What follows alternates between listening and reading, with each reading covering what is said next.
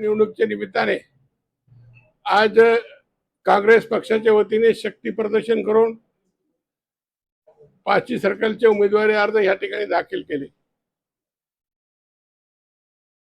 अनेक वर्षापासून पाथरीची पंचायत समिती माझ्या नेतृत्वाखाली सातत्याने राष्ट्रवादी काँग्रेस पक्षाचा मी कार्यकर्ता असताना माझ्या नेतृत्वाखाली राहिलेली। आता मी काँग्रेस पक्षामध्ये प्रवेश केल्यानंतर हे जिल्ह्यामध्ये काँग्रेस तालुक्यामध्ये काँग्रेस बळकट करण्यासाठी माझे सातत्याने प्रयत्न राहतील।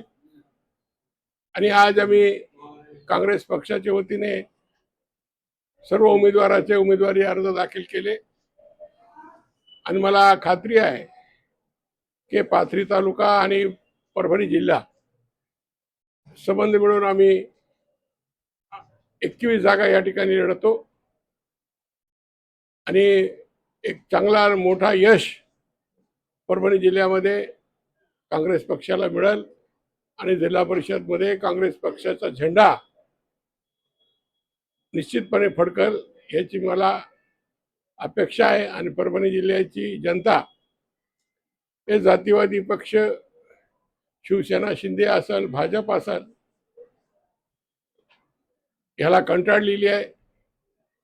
भाजपचा तर आपल्या जिल्ह्यामध्ये एवढा काही वर्चस्व नाही, पण धनशक्तीच्या बळावर सुद्धा भारतीय जनता पक्ष आपले पाय रुतविण्याचा प्रयत्न हे जिल्ह्यामध्ये करतात।